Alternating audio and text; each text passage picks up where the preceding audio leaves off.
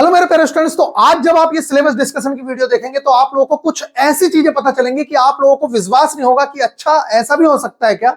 Same word जो 2018 में लिखे थे वही 2019 में लिखे थे और वही सेम वर्ड 2024 में लिखे हैं। लेकिन अगर पेपर की तुलना करें तो 2018 में साइंस में कुछ अलग पूछा गया, जबकि 2019 के पेपर में सिर्फ 10th से पूछ लिया गया और 2018 के अंदर 9th भी पूछा था, 10th भी पूछा था। तो आखिरकार ऐसा क्यों हो गया और इस बार 2024 में क्या सिर्फ 10th की एनसीईआरटी से साइंस पूछ लेगा या फिर 9th की एनसीईआरटी को भी इंक्लूड करना होगा। मेरे प्यारे बच्चों, आज बहुत बेहतरीन तरीके से आप लोगों का सिलेबस डिस्कशन करने वाले हैं।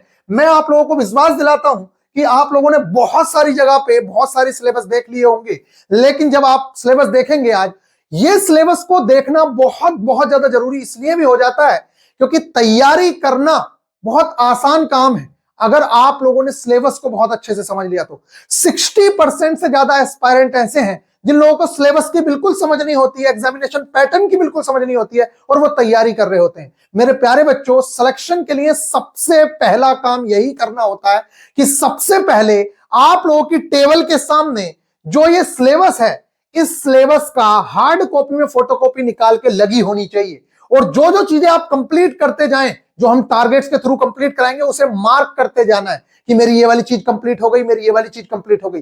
तब जाके आप लोगों के सिलेक्शन के चांसेस बनते हैं। अदरवाइज आप पढ़ते रहिए, उस चीज का कोई मतलब नहीं है क्योंकि उसके पास कोई डायरेक्शन नहीं है, उसके पास कोई टारगेट नहीं है। मेरे प्यारे बच्चों, चलिए स्टार्ट करते हैं आप लोगों का सिलेबस डिस्कशन और बहुत अच्छे से आप लोगों का सिलेबस डिस्कशन कराएंगे। उससे पहले मैं बता दूं कि आप लोगों की टारगेट क्लासेस आज रात से स्टार्ट होने जा रही हैं और बहुत बेहतरीन तरीके से हम लोगों ने टारगेट डे 0 भी कंप्लीट किया है और अब हम टारगेट डे 1 की ओर आगे बढ़ रहे हैं। उससे पहले ये दोनों वीडियो देना बहुत ज्यादा जरूरी था। एग्जामिनेशन पैटर्न की वीडियो मैं आप लोगों को दे चुका हूं कि क्या पैटर्न है। अब ये सिलेबस डिस्कशन वाली वीडियो मैं आप लोगों को दे रहा हूं जिससे कि आप लोगों को पता रहे। तो गाइस, सबसे पहले मैं आप लोगों को एक बहुत ही ज्यादा शॉकिंग सी चीज दिखाऊं। एक बार आप इस चीज को देखिए यहां पे बहुत अच्छे से, ये शायद आप लोगों ने पहले देखा हो, एक वर्ड भी चेंज नहीं है। मेरे प्यारे बच्चों, इस चीज को देखिए बहुत अच्छे से। ये ग्रुप डी 2019 का सिलेबस है, ये एएलपी 2024 का सिलेबस है और ये सिलेबस टेक्नीशियन 2024 का है। आप चाहे मैथ्स उठा लो, चाहे रीजनिंग उठा लो, चाहे आप कोई भी सब्जेक्ट उठा लो, इन सारे के सारे में एक वर्ड भी चेंज नहीं है। आप देखिए, ग्रुप डी 2019 से 22 के सिलेबस में पहले नंबर पे नंबर सिस्टम लिखा हुआ है। आप देखिए एएलपी 2024 में पहले नंबर पे नंबर सिस्टम लिखा हुआ है। लास्ट नंबर पे calendar clock pipe and system लिखा हुआ है। आप देखिए लास्ट नंबर पे calendar clock and pipe and system लिखा हुआ है और सेम चीज आप लोगों को टेक्नीशियन में भी देखने को मिलेगी। और मेरे प्यारे बच्चों, अभी 2025 में ग्रुप डी में जो आया है वो सेम टू सेम सिलेबस है, लेकिन सारी चीजें, और देखिए आप रीजनिंग में देख लीजिए, रीजनिंग में यहां पे एनालॉजी है। आप यहां पे देखिए पहले नंबर पे एनालॉजी है, लास्ट में आर्गुमेंट एंड अजम्पशन है। आप देखिए यहां पे भी आर्गुमेंट एंड अजम्पशन है। ठीक इसी तरीके से आप टेक्नीशियन में देख लीजिए, फिर मैं आपको अपना ग्रुप डी का भी दिखाऊंगा। आप देखिए लास्ट में आर्गुमेंट एंड अजम्पशन है और स्टार्टिंग में एनालॉजी है। इसी के साथ साथ आप आगे देख लीजिए, यहां पे देखिए, यहां पे टेक्नीशियन का ये सिलेबस है। यहां पे आप जनरल अवेयरनेस का देख लीजिए, जनरल साइंस का देख लीजिए, वही सेम वर्ड जो यहां लिखे हैं वही सेम वर्ड आप लोग देखेंगे कि आपके सिलेबस में लिखे हुए हैं। देखिए मैथ्स में पहले नंबर पे नंबर सिस्टम लिखा हुआ है, वहां पे देखा था, लास्ट में पाइप एंड सिस्टम है, यहां पे भी पाइप एंड सिस्टम है। इसी तरीके से आप साइंस में देख लीजिए, वो इंटेलिजेंस में देख लीजिए, पहले नंबर पे एनालॉजी लिखी है, लास्ट में अजम्पशन लिखा है। ये ग्रुप डी 2025 का सिलेबस है। साइंस में देख लीजिए, द सिलेबस अंडर दिस साल cover physics, chemistry and life sciences और 10th स्टैंडर्ड लेवल।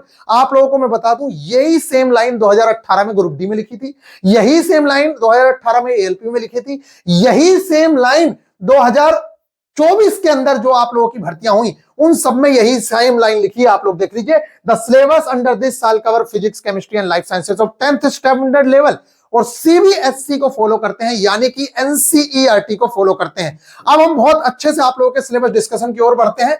मेरे प्यारे बच्चों, एक एक चीज को हम बहुत अच्छे से डिस्कस करेंगे। सबसे पहले आप अपना ऑफिशियल सिलेबस देख लीजिए, ये आप लोगों का ऑफिशियल सिलेबस है। तो यहां पे देखिए, ये पूरा का पूरा ऑफिशियल सिलेबस है, इसमें सेम वर्ड वही वाले लिखे हुए हैं, आप देख लीजिए। तो इस चीज को यहां पे दिखाने से ज्यादा इंपॉर्टेंट होगा, मैं चाहूं तो यहां पे भी करवा सकता हूं, लेकिन मेरे प्यारे बच्चों, इसको थोड़ा सा, इसी सिलेबस को हमने थोड़ा सा अट्रैक्टिव वे में यहां पे डाल दिया है। दूसरी चीज, साइंस का सिलेबस इन्होंने बहुत डेप्थ में नहीं बताया है, इसलिए हम लोगों ने यहां पे बहुत डेप्थ में यहां पे आप लोगों को बताया हुआ है। बाकी एप्लीकेशन पे मैं बहुत ज्यादा डेप्थ में इन चीजों को करवाऊंगा, लेकिन यहां पे भी आप लोगों को समझा देता हूं मेरे प्यारे बच्चों। वहां पे एक लाइन लिखी हुई है कि आप लोगों की जो साइंस आएगी वो क्लास 9th और 10th स्टैंडर्ड लेवल की है। 10th स्टैंडर्ड लेवल वहां पे लिखा है। 10th स्टैंडर्ड लेवल का मतलब है कि 10th से नीचे की साइंस।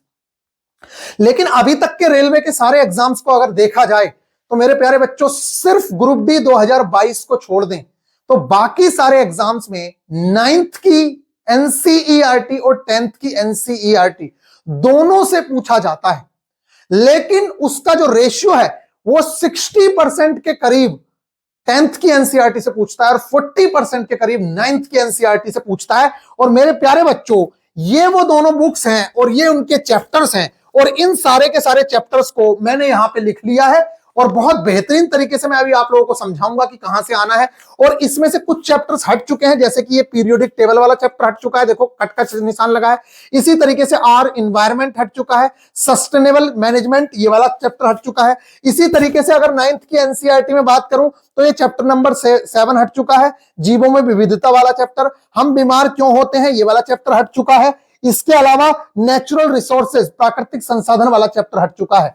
तो ये हम लोगों की पुरानी एनसीईआरटी है और इसी की मार्किंग मैं आप सभी लोगों को प्रोवाइड करवाता हूं एक एक चीज की। और इसी एनसीईआरटी के एक एक लाइन से आप लोगों को क्वेश्चन देखने को मिलते हैं। मेरे प्यारे बच्चों कोई टीचर कितना भी आपसे कुछ भी कहता रहे कि ये अच्छा है वो अच्छा है, मैं आप लोगों को आज बोल रहा हूं, इस बात को लिख लो इस स्टैम्प पे, जब तक ये दोनों किताबें नहीं पढ़ोगे 9th की और 10th की साइंस की एनसीईआरटी, क्योंकि सीबीएसई में भी यही किताबें फॉलो होती हैं। और आपके यहां जब लिख के दे दिया है वर्ड कि CBSE 9th and 10th level, देख लो एक बार और, ये जब वर्ड लिख के दिया है मेरे प्यारे बच्चों इस चीज को समझ लो।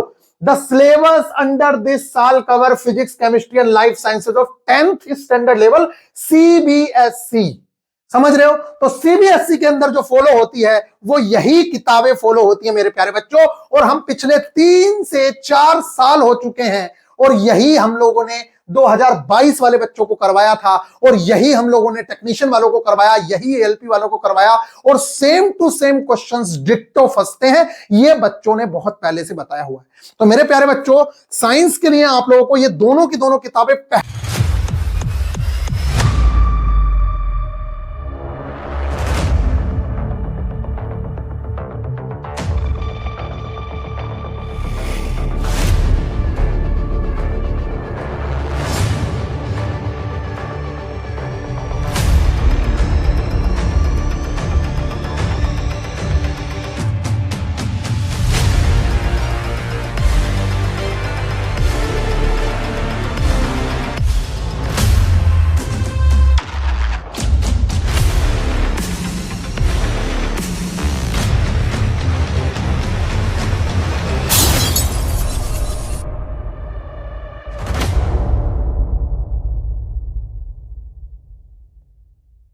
पहले नंबर पे पढ़नी है। इसके बाद आपका मन करे, कोई कहे एसके झा सर की किताब से पढ़नी है, आप हेल्पिंग बुक लगाइए, उसको जरूर से जरूर पढ़िए। कोई कह रहा है नीरज सर, जिसका मन करे उसकी किताब पढ़िए, मुझे कोई मतलब नहीं, लेकिन इन दो किताबों की एक एक लाइन इंपॉर्टेंट है, उसको नहीं छोड़ना है। इसकी मार्किंग मैं आप लोगों को प्रोवाइड करवाता हूं मेरे प्यारे बच्चों, एक एक चीज आप लोगों को प्रोवाइड करवाते हैं हम मार्क करके, और इसके लेक्चर्स भी हम लोग प्रोवाइड करवाते हैं। इसकी लाइन बाय लाइन हम इसको कंप्लीट कराते हैं आप लोगों की 9th और 10th की एनसीईआरटी को लाइन बाय लाइन कंप्लीट कराते हैं। तो पहले हम उन चैप्टर्स को कवर करेंगे जो चैप्टर्स हमारे सिलेबस में हैं, यानी कि न्यू एनसीईआरटी के अंदर है, और फिर उसके बाद हम बात करेंगे जून चैप्टर्स को भी कवर करेंगे जो हट चुके हैं लेकिन आने की संभावना है।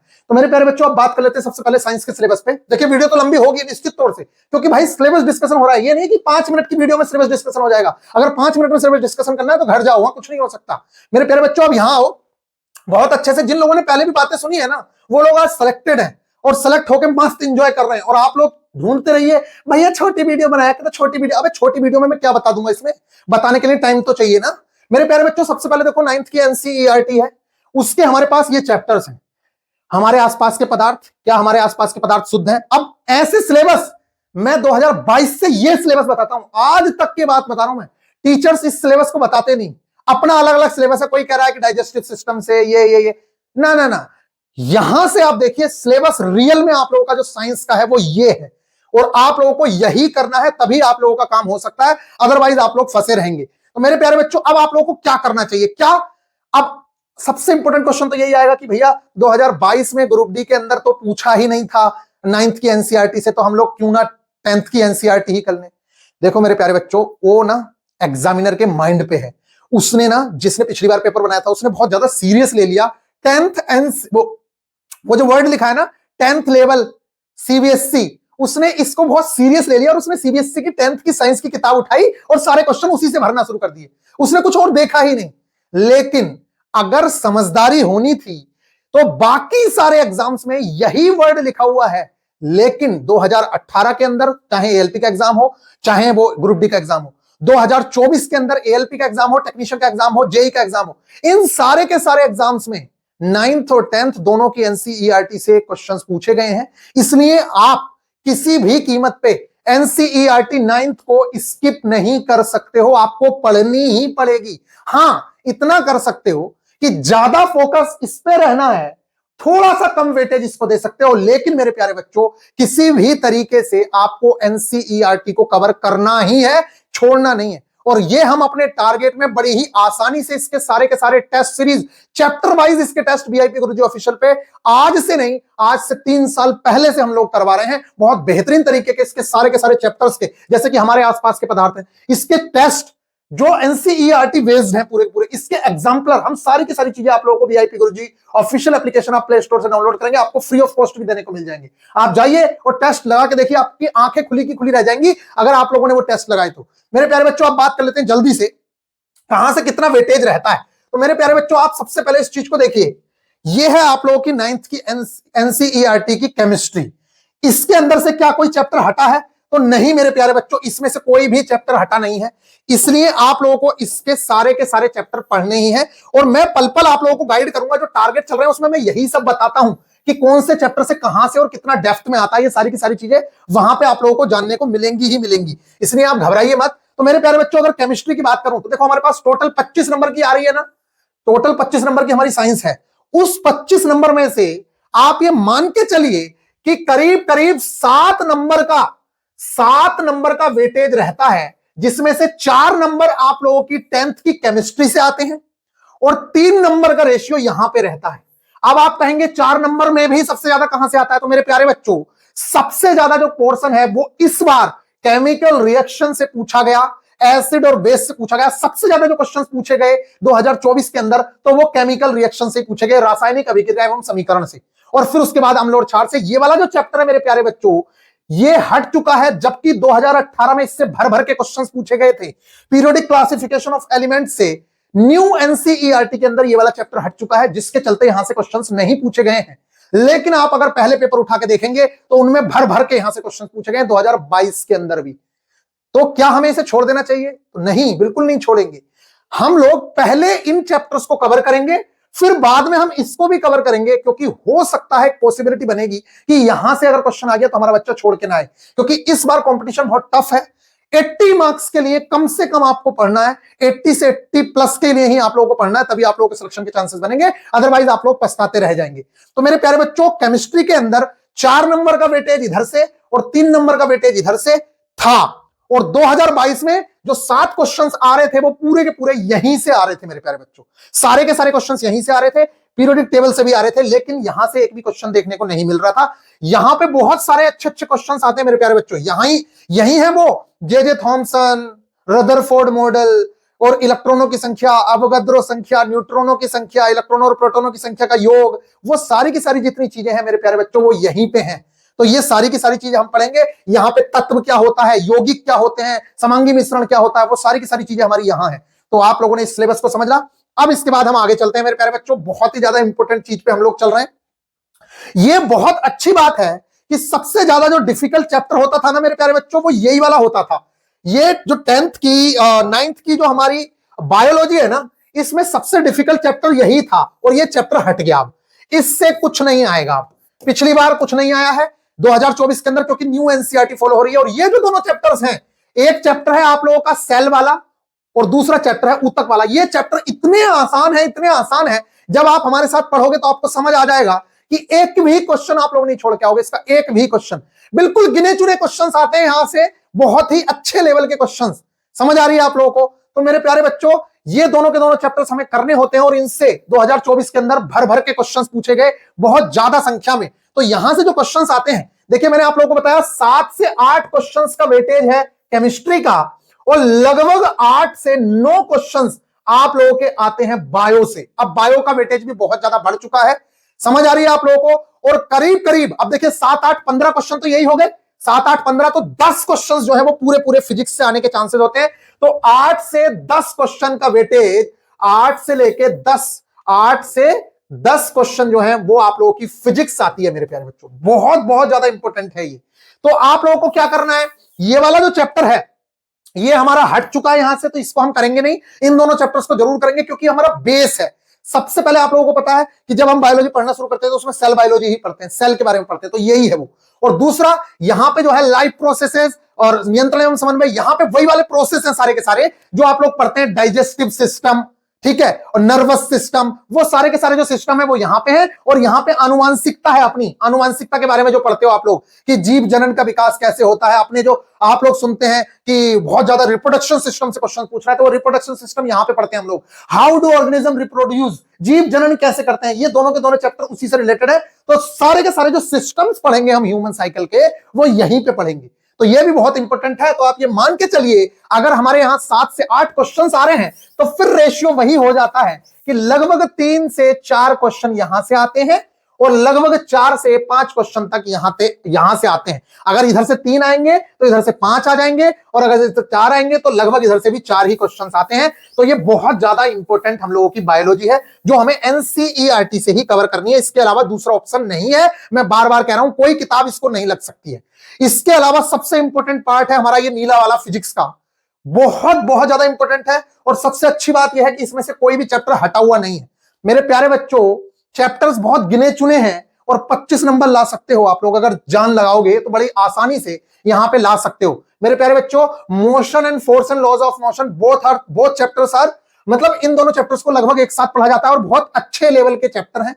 इसमें वही पढ़ते हो आप न्यूटन के गति के नियमों के बारे में, और ऊपर आप वही गति की समीकरणों के बारे में पढ़ते हो। और मान के चलिए 4 से 5 नंबर का वेटेज यहां पे रहता है, और इतना ही वेटेज 5 से 6 क्वेश्चंस का वेटेज यहां से देखने को मिलता है। और इसमें सबसे ज्यादा जो क्वेश्चंस हैं, देखो लाइट और ह्यूमन आई दोनों को एक साथ पढ़ा जाता है, लाइट चैप्टर और ह्यूमन आई को एक साथ पढ़ा जाता है। इसमें सबसे ज्यादा जो क्वेश्चंस पूछे जाते हैं मेरे प्यारे बच्चों, आज तक प्रकाश और इलेक्ट्रिसिटी, इन 2 चैप्टर से सबसे ज्यादा क्वेश्चंस पूछे जाते हैं। अगर यहां से 6 क्वेश्चंस आ रहे हैं तो आप ये मान के चलिए कि 2 क्वेश्चन यहां से और 2 क्वेश्चन यहां से और 1 क्वेश्चन यहां से और 1 क्वेश्चन यहां से, इस तरीके से डिस्ट्रीब्यूशन होता है इनके मार्क्स का, और बहुत अच्छे लेवल के यहां से क्वेश्चंस पूछे जाते हैं। इसलिए आपको मैं आप लोगों को बताऊं, एनसीईआरटी के क्रियाकलापों से भी क्वेश्चंस आते हैं। बहुत सारे टीचर्स अपनी बुक का बहुत ज्यादा प्रचार करते हैं। मैं आप लोगों को बता दूं, अभी जब आंसर की आई ना, तो सारे के सारे टीचर्स को एनसीईआरटी ही उठानी पड़ी, क्योंकि उसका कोई तोड़ नहीं है और सरकार उसी को फॉलो करती है। और जब सरकार ने लिख के दिया है, रेलवे ने लिख के दिया है कि हम एनसीईआरटी फॉलो करेंगे, जब हम 10th की सीबीएसई लेवल वहां पे एनसीईआरटी चलती है तो हम एनसीईआरटी फॉलो करेंगे, तो वो एनसीईआरटी को ही सही मानती है। तो फिर आप दुनिया की चीजें क्यों पढ़ना चाहते हो एनसीईआरटी को छोड़ के? कुछ बच्चे कहते हैं भैया मैं ये पढ़ूं, अरे तू कुछ भी पढ़, लेकिन भाई पहले एनसीईआरटी पढ़नी ही है, पढ़नी ही है, पढ़नी है। 10 बार पूछेगा, 10 बार यही जवाब दूंगा कि तेरे को एनसीईआरटी पढ़नी ही पड़ेगी। बार बार कह रहा हूं, क्लास 9th और 10th की एनसीईआरटी ले आओ और उसमें ये चैप्टर्स मैच करा लेना। ये सेम टू सेम चैप्टर्स यहां लिखे हुए हैं, इसका स्क्रीनशॉट ले लो। टेलीग्राम चैनल का नीचे लिंक दे रहा हूं, वहां से ज्वाइन कर लेना। वीआईपी गुरुजी ऑफिशियल एप्लीकेशन डाउनलोड कर लेना, इनके सबके टेस्ट वहां पे मिल जाएंगे आप लोगों को। और ये जो पेज है आप लोगों को ये भी मिल जाएगा, एक एक चीज यहां से आप लोगों की पूछी जाती है मेरे प्यारे बच्चों। तो ये हो गया हम लोगों का। इसके अलावा ये वाला जो चैप्टर है, हम बीमार क्यों होते हैं, ये चैप्टर हट चुका है। ये एनसीईआरटी से पूरी तरीके से हट चुका है, इसलिए यहां से भी क्वेश्चंस नहीं पूछे गए। ये बहुत अच्छा कर रहा है रेलवे कि हमें बिल्कुल टू द पॉइंट जो सिलेबस में है वहीं से क्वेश्चंस पूछ रहा है। इसके अलावा अगर बात करूं मेरे प्यारे बच्चों, तो यहां से ये चैप्टर्स हट चुके हैं और इन चैप्टर्स से आगे क्वेश्चंस नहीं पूछे गए हैं। और इसी तरीके से यहां से भी ये 2 चैप्टर पूरी तरीके से हट चुके हैं। यहां पे सिर्फ एक चैप्टर रह गया है, खाद्य संसाधनों में सुधार और ऊर्जा के सोर्सेज। बस इन्हीं 2 चैप्टर से क्वेश्चन पूछे जाएंगे। तो पहले नंबर पे हमने सिलेबस डिस्कशन किया साइंस का। अब वीडियो तो लंबी हो ही रही है, अब चलो मैं एक बार आप लोगों का सिलेबस डिस्कशन कर देता हूं इसका जल्दी से, और फिर उसके बाद सेकंड पार्ट ले आएंगे। अगर आप लोगों को ये अच्छा लगा, और आप लोगों को निश्चित तौर से अच्छा ही लगा होगा, क्योंकि कुछ चीजें आप लोगों को समझ आ रही होंगी। मैं आप लोगों से मेरे प्यारे बच्चों बार बार कह रहा हूं कि आप किसी के बहकावे में मत आइए। जब हमारी रेलवे ये कह रही है कि यहां से पूछूंगे, तो आप ये बताइए आप दूसरी किताबों पे क्यों इतना रिलाई कर रहे हो? बेटा यहां से एक एक क्रियाकलाप से, ये देख रहे हो आप इस बुक के अंदर जो ये लिखता है ना, यहां पे जो ये चीजें दे रखी है ना नीले नीले बॉक्सों में भी, एक एक चीज जो भी लाइन लिखी है ना मेरे प्यारे बच्चों, इसमें ये इन क्रियाकलापों तक से क्वेश्चन पूछता है। तो एनसीईआरटी तो आपको देखनी ही पड़ेगी, नहीं तो आप लोगों को ऐसा लगेगा। कुछ टीचर्स कह रहे हैं हमारी किताब एनसीईआरटी बेस्ड है। भाई एक बात हो, मैं कह रहा हूं तुम्हारी किताब पूरी एनसीईआरटी बेस्ड है, हम एनसीईआरटी को क्यों छोड़ें? जब एनसीईआरटी हम पढ़ सकते हैं, 100 रुपए की किताब आती है, एक टोटल दोनों किताबें 200-250 रुपए में मिल जाएंगी, और जब इसी से पेपर छपना है तो मैं क्यों ना इसी को पढूं? तो आप लोग कहीं ना कहीं गलती मत करिए, नहीं तो आप लोग पछताने वाले हैं। बाकी हम बात करते हैं ग्रुप डी सिलेबस जीके के बारे में।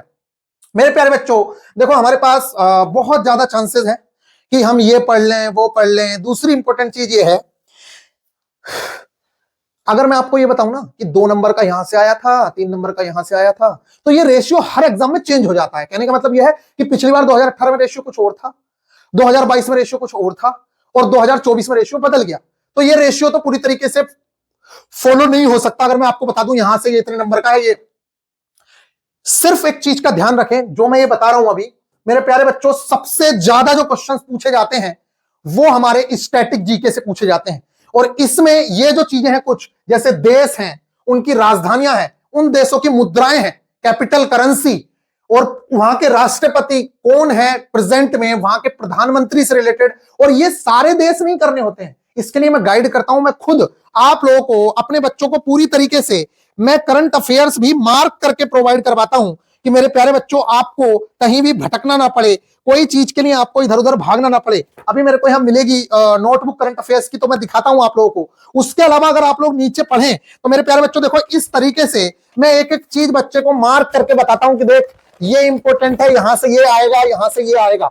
हम हर चीज आप लोगों को बताते हैं, लेकिन ये अगर अभी पढ़ा दी जाएगी तो मेरे प्यारे बच्चों कहीं ना कहीं ये हिस्ट्री बन जाएगी जब एग्जाम होगा। तो इसलिए हम कोशिश करते हैं कि करंट अफेयर्स को एग्जाम से पहले ज्यादा फोकस किया जाए। इस टाइम पे हम उन टॉपिक्स को पढ़ते हैं जो कभी बदलने वाले नहीं है, और वो टॉपिक्स हैं हमारे स्टैटिक जीके के या हिस्ट्री के या किसी भी चीज के इंपॉर्टेंट टॉपिक्स। ऐसा नहीं है कि पूरी हिस्ट्री पढ़ना शुरू कर दोगे, हर चीज में इंपॉर्टेंट चीजें हैं। तो यहां पे आप देखिए, इसके अलावा हम लोग क्या पढ़ते हैं, इंपॉर्टेंट डेट्स पढ़ते हैं, जैसे कि 5 जनवरी को क्या मनाया जाता है, 12 जनवरी को क्या मनाया जाता है, इस टाइप के क्वेश्चंस पूछे जाते हैं।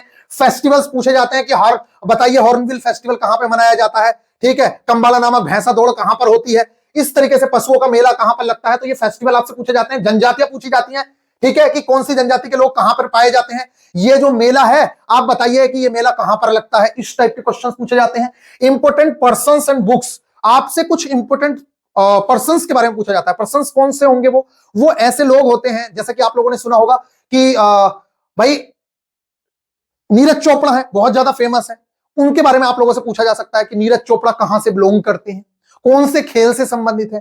इसी तरीके से अभी मनु भाकर है, उनके बारे में आपसे पूछा जा सकता है। तो जो चर्चित लोग होते हैं उनके बारे में, उनके खेल से संबंधित पूछा जा सकता है, उनका राज्य के बारे में पूछा जा सकता है। इसके अलावा कौन सी बुक्स इंपॉर्टेंट होती है, तो कुछ ओल्ड इंपॉर्टेंट बुक्स हैं जो आपसे पूछ ली जाती हैं, ठीक है, चाणक्य के द्वारा लिखित कौन सी है, ठीक है, इस तरीके की कुछ इंपॉर्टेंट पुस्तकें होती हैं। जैसे कि आप लोगों से पूछे कि अकबरनामा किसने लिखी, बाबरनामा किसने लिखी, ये इंपॉर्टेंट पुस्तकें हैं। इसके अलावा बाकी जो न्यू पुस्तकें लिखी जाती हैं फेमस पर्सनालिटीज के द्वारा या फेमस पर्सनालिटीज के ऊपर, जैसे कि मोदी जी के ऊपर किसने कोई बुक लिखी, फेमस बुक है, आपसे पूछी जा सकती है। योगी जी के ऊपर लिखी, पूछी जा सकती है, या उनके द्वारा खुद से लिखी गई तो पूछी जा सकती है, या मोदी जी ने किसी बुक का उद्घाटन किया, या मतलब उसको क्या कहते हैं, उसको जब रिलीज होती है वो बुक, तो अगर ऐसा कुछ है तो आपसे पूछा जा सकता है। इसके अलावा इंपॉर्टेंट घटनाएं आपसे पूछी जा सकती हैं, जैसे कि अभी प्रयागराज में घटना हुई है, ठीक है, कुंभ के अंदर, तो आपसे कुंभ से रिलेटेड कुछ क्वेश्चंस पूछे जा सकते हैं, ठीक है, और बहुत बहुत ज्यादा इंपॉर्टेंट चीजें हैं। इसके अलावा आप लोगों से कोई भी जो इवेंट हो रहा होगा नया, वो आप लोगों के लिए बहुत ज्यादा इंपॉर्टेंट होते हैं। जैसे कि अभी G20 की मीटिंग हुई, इसके अलावा इंडिया किसी भी चीज में पार्टिसिपेट कर रहा होगा या इंडिया होस्ट कर रहा है उस चीज को, तो हमारे लिए इंपॉर्टेंट होती है, वहां से क्वेश्चंस पूछे जाते हैं। देखिए बच्चों, ये बहुत ही ज्यादा इंपॉर्टेंट और बड़े टॉपिक्स होते हैं, इसलिए इनमें टाइम लगता ही है। इसलिए मेरा आप लोगों से निवेदन है कि प्लीज अगर इस वीडियो पे नए हैं तो आप इस वीडियो को लाइक करिए, और फिर मैं आप लोगों से प्रॉमिस करता हूं, अगर इस वीडियो का रेस्पॉन्स अच्छा रहा, आपने अपने दोस्तों के साथ शेयर किया, तो निश्चित तौर से इसका सेकंड पार्ट आएगा, और इन सारी के सारी चीजों को मैं इन डेप्थ अलग से भी चीजों को करवाऊंगा। अभी तो कल टारगेट स्टार्ट, आज रात टारगेट स्टार्ट होना है, इसलिए मैं आप लोगों को थोड़ा सा ऊपर ऊपर से एक ओवरव्यू दे रहा हूं कि जिससे कि आप लोगों को पढ़ने में थोड़ा मन लगे। और इसके बाद आप देखिएगा एक एक चीज की इन डेप्थ वीडियो भी दूंगा, बल्कि ये एप्लीकेशन पे हम लोग प्रोवाइड करवा ही देंगे इन डेप्थ चीजें। तो ये हो गई। और मॉडर्न इंडिया के बारे में आप लोगों से पूछता है, मॉडर्न इंडिया में गांधी युग बहुत ज्यादा इंपॉर्टेंट है हमारे लिए, गांधी जी से रिलेटेड चीजें पूछी जाती हैं।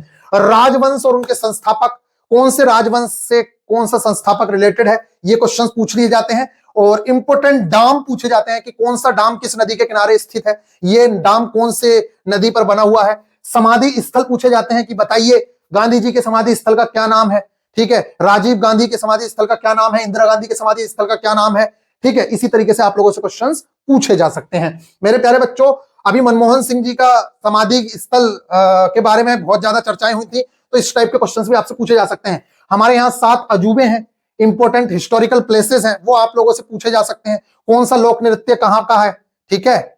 इस तरीके के क्वेश्चंस पूछे जाते हैं कि बताइए बिहू नृत्य कहां का है। तो मेरे प्यारे बच्चों, आप जरूर से जरूर इस चीज को बताइएगा।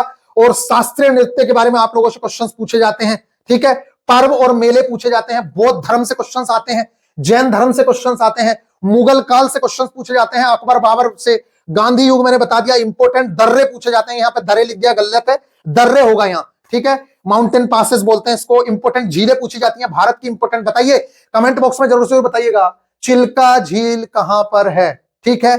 और माना दर्रा कहां पर स्थित है, ये 2 क्वेश्चंस का आंसर आप जरूर से नीचे दीजिएगा। इसके अलावा इंपोर्टेंट पार्क पूछे जाते हैं, नदियां पूछी जाती हैं, इंपोर्टेंट फुल फॉर्म पूछी जाती हैं। और मेरे प्यारे बच्चों, ये कुछ टॉपिक्स हैं जहां से मैंने ये पहले ही बता दिया था, और यहां से भर भर के क्वेश्चंस आप लोगों के यहां पूछे गए। किसके अंदर? अभी जो पेपर्स हुए हैं, चाहे वो टेक्नीशियन का पेपर हो, चाहे वो एएलपी का पेपर हो, आप लोग जाके देख लीजिएगा। ये मैंने बहुत पहले ही बच्चों को करवा दिया था, और यहां से भर भर के क्वेश्चंस पूछे गए। चाहे वो ओलंपिक हो, चाहे वो गवर्नमेंट की स्कीम्स हो, चाहे वो मिलिट्री एक्सरसाइजेस हो, चाहे वो लेटेस्ट अपॉइंटमेंट हो, चाहे वो स्पोर्ट्स से रिलेटेड अवार्ड हो, यहां से भर भर के क्वेश्चंस आप लोगों के लिए पूछे गए। अगर आप लोग कहेंगे तो मेरे प्यारे बच्चों, मैं बहुत डेप्थ में सिलेबस भी डिस्कस करा दूंगा। फिलहाल वीडियो बहुत लंबी हो रही है, जिसके चलते मैं चाहता हूं कि इस वीडियो को यहीं पे विराम दिया जाए। और मेरे प्यारे बच्चों, नेक्स्ट पार्ट के लिए आप लोग रेडी रहिए। देख सकते हैं आप, मेरे मार्क्स यहां पे दिख रहे होंगे आप लोगों को, 89.57 मेरे मार्क्स हैं। तो ये मार्क्स लाना तभी पॉसिबल है मेरे प्यारे बच्चों, जब आप लोग स्मार्ट स्टडी प्लानिंग करो। अगर आप लोग दुनिया भर की चीजें पढ़ते हो, तो आप लोगों के सिलेक्शन भी नहीं होगा। टॉपर्स लिस्ट तो छोड़िए, ये 90 मार्क्स तो छोड़िए, जो ये 90 मार्क्स दिख रहे हैं, ये 90 मार्क्स तो दूर की बात है, आप लोग पास नहीं कर पाओगे। और मेरे प्यारे बच्चों, हमेशा मैं कहता हूं कि स्मार्ट तरीके से प्लानिंग करिए। कौन कौन सी चीजें कवर करके हम लोग कम पढ़ के कैसे ज्यादा मार्क्स ला सकते हैं, इन चीजों पे बहुत ज्यादा जोर रहना चाहिए।